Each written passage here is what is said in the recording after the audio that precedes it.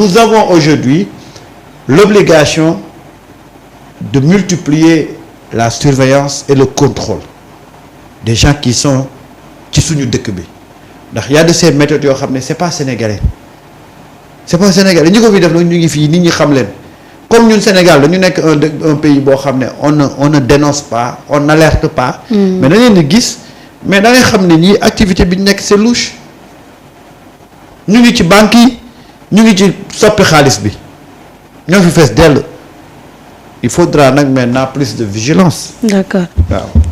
ñu wax ci seen naa leen coowal Iran beeg Israël Donald Trump de nee na ñaari camp yëpp ku nekk pare nga pour cesser le feu. déet man kay li may laaj mooy Donald Trump moo doon guerre. waaw wala Israël moo doon guerre. ba duñu ko annonce.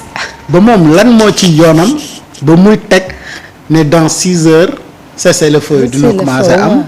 donc Iran dina teg ngàndaay yi après Israël teg ngàndaay yi après coow li jeex mais moom lan moo ci yoonam. donc dans la déclaration de Donald Trump moi je vois clairement que ni derrière Israël donc les États-Unis d'Amérique ñoom mos a nekk seen ginnaaw. den xambu taal yi nga xamante ni moom moo booy fépp ci Moyen-Orient boobu noonu lan moo nekkoon dëgg jubluwaayu les États-Unis d'Amérique ci xambu coow yi nga xamante ni mu ngi doon am ci Moyen-Orient bi lan moo nekkoon jubluwaay bi ci bombardé gi nga xamante ni Israël mu ngi ko doon bombardé Palestine alors comme mu ngi bëgg cesser le feu entre Iran ak Israël alors pourquoi il ne parle pas de cesser de feu de massacre de génocide bi nga xamante ni mu ngi am foofu ca Gaza que mu jeex terminé et que les États-Unis d'Amérique s'engagent pour reconstruire Gaza ak li nga xamante ni moom moo fa am et ay sanctions yu lourdes ñu teg ko ci ndoddul ki nga xamante ni moom mooy Israël mi toppoon ay jullit di leen noota ko buum ci li mu tegul ci benn yoon. ba tey lay dooral laalaake pour xam ne moo ngi dooral laalaake bay nangu pour di négocier cesser le feu alors pour qu'il n'y ait plus jamais ñu di ko demander cesser le feu wala kenn di la dóor pour ñu di ko demander pour que tu cesses yow tamit nga bàyyi tooñ. que tu cesses d'ouvrir le feu et que boo ko defee. après ci jours yi nga xamante ni di ñëw ak at yi di ñëw kenn dootul la attaquer yow tu n'avais pas raison d'être. mooy Israël ci boppam fi mu nekk waru fa woon nekk si des manipulations ak ay tapas fexe nañu def ba nga xamante ni am nañu benn état bu ndaw bu nekk foofu di nag bëgg a semer terreur bi foofu et est-ce que Israël dong am na capacité bi nga xamante ni mu ngi koy def dans cette zone là et l'intervention de Donald Trump nous montre effectivement que ni mais benn extension wu les États-Unis d'Amérique la ci zone boobu noonu et pourquoi donc mu war a nekk extension wu les États-Unis d'Amérique ci zone Moyen-Orient boobu noonu et lan la Amérique di wër léegi Amérique wala les États-Unis d'Amérique mi nga xamante ni amul pétrole amul gaz réserve bi nga xamante ni am na ko ci pétrole ak gaz mais fu mu ko jëlee. ci réew yi ci moment boo xamante ni ils mettent la situation chaotique ci zone yooyu noonu pendant ce temps ñoom ñu ngi piller ressources yi nga xamante ni moom la ñu soxla dañ ne bu ñu tëjoon àdduna nii Amérique du manqué yooyu te yooyu ñooy tax àdduna di fonctionner te ñun suñ ko tëjoon ñaari fan suba moto du daw. parce que on est dépendant. alors nga bëgg léegi j'appelle stabilité monde bi ci yow si say bëgg-bëgg yi bopp kese. moo tax Trump nga gis. kii Poutine waxoo ko. non mais c'est-à-dire Donald Trump dafa nekk nit boo xamante ni bon c'est pas Donald Trump rek parce que ça c'est le système des États-Unis même bi si Biden nekkee c'était la même chose et que les gens pensaient que Biden. mais moom moo doon encourager Israël ci bombarder Gaza. alors on se disait que ni Donald Trump bu ñëwee loolu day jeex mais on s'est rendu compte que ni pire moo am donc c'est le système. Ouais.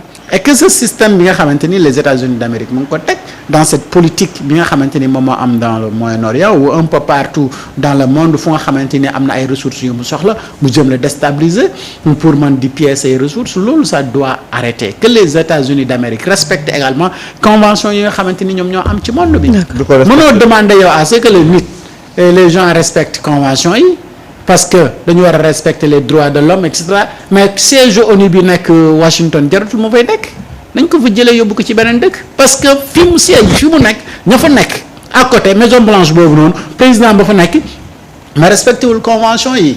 respecté wul les droits de l'homme lan moo mën a expliquer attaque bi nga xamante ni ñoom ñu ngi ko doon wax donc il a fallu que Iran démb ñoom itamit génn wax ne dañu attaqué seen benn base bu nekk Qatar ndonte waa Qatar après jot nañu weddi mu nekk donc ce que je disais.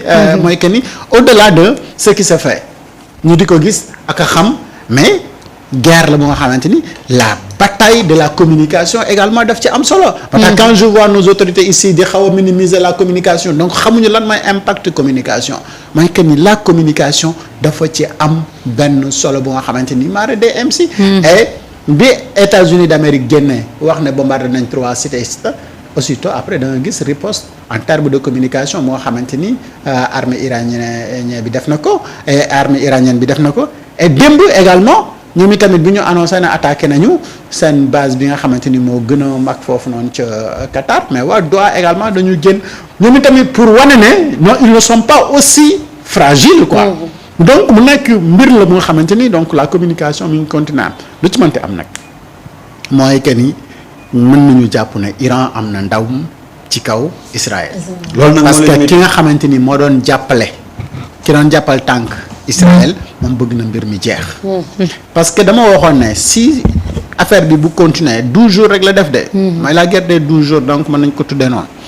bu fekkee ni Amérique les États-Unis d'Amérique dañu continuer di jàppale tànk Israël seen fébrilité lañ si nit ñi di fee gisee. donc Amérique gañu doon jàpp di ko tiit parce que Israël nit ñi dañ ko jàppoon tiit ko jàpp ne kenn waru koo mën a song mais fi mu toll nii àdduna yëpp xam nañ ne Israël du tus te ki ñu ko xamal moom mooy Iran.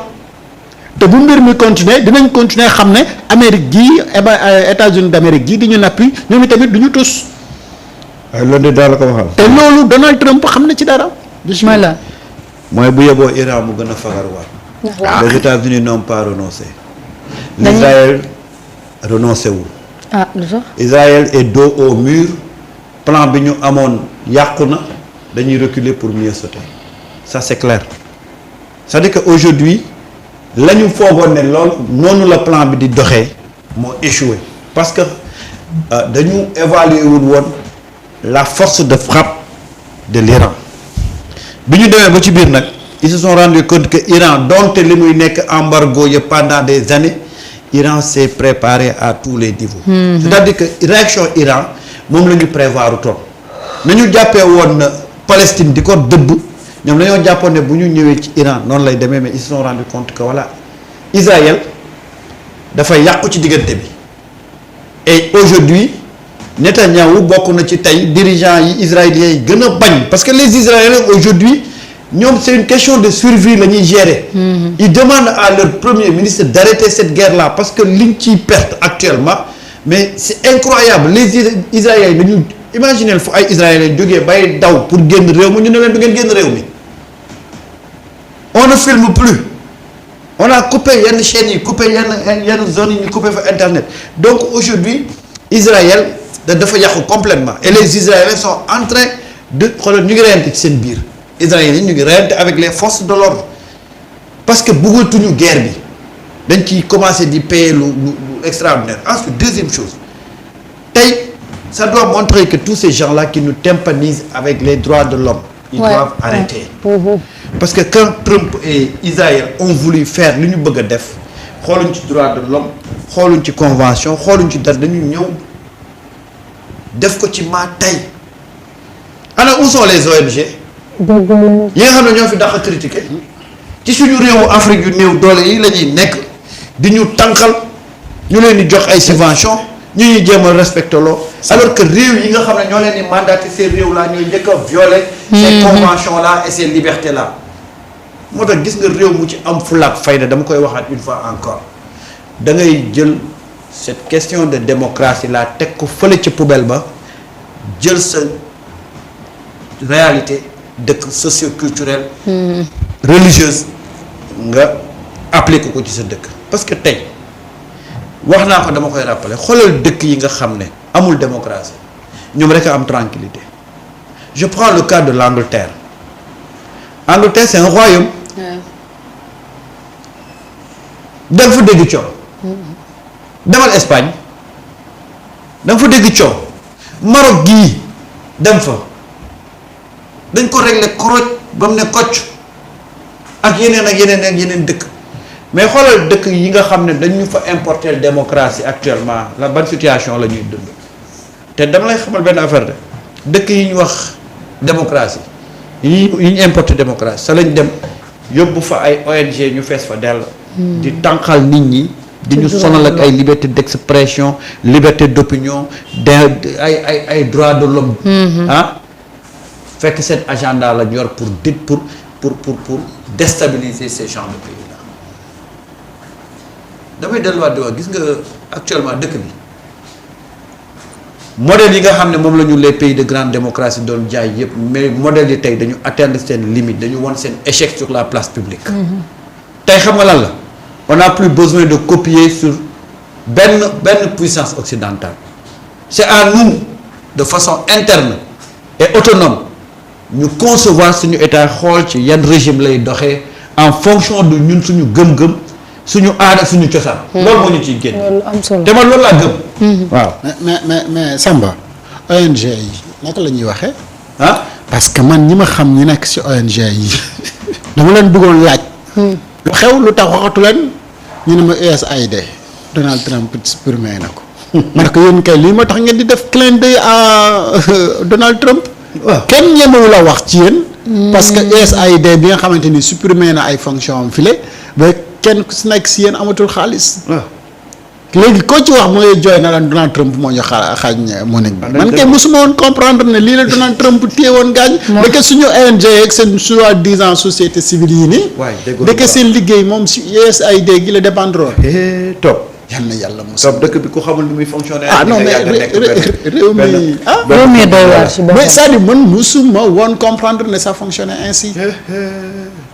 mais il a fallu donc man ma jéem a xool ñoom lu tax. mbir yi di xew ni waxatuñu. waaw mais ñu wax ma ne amatuñu fonds de roulement. yéeme na de. fonds de roulement bi ndekk USAID moom moo ko doon joxe. gis nga bu nekk États-Unis nekkul woon ci guerre bi. saa yi ñoom ONG yooyu ngay dégg ñuy def ay conférence de presse naan tel dëkk a violé tel charte tel dëkk waaye États-Unis mi leen di financé moo nekk ci guerre bi duñu wax ñoom ñëpp a ngi. moo taxit ñoom ñëpp ñu noppi. ñoom ñëpp ñu ne tekk. moo taxit tekkaaral bi. nañu wéy nag dina tekkaaral comme ñoom wane nañ seen bopp ba nit ñi xam nañ fi ñu féete. waaw léegi bu mbir yi jeexee dañu continuer ne tekk xam ne amatuñu nag droit jël la parole dans l'espace public. bu fekkee ni yow da nga dépendant ci benn waa ji buy tooñ doo ko wax dëgg. waaw mais jaratul nga exister ma am na ñu nga xamante ni dans la vie loolu non mais wax dëgg nag tamit dafa neex nañuy wax dëgg rek te yàlla rek tax bu fekkee ni loolu. bu fekkee dëgg moo la ñor. ah mais ah.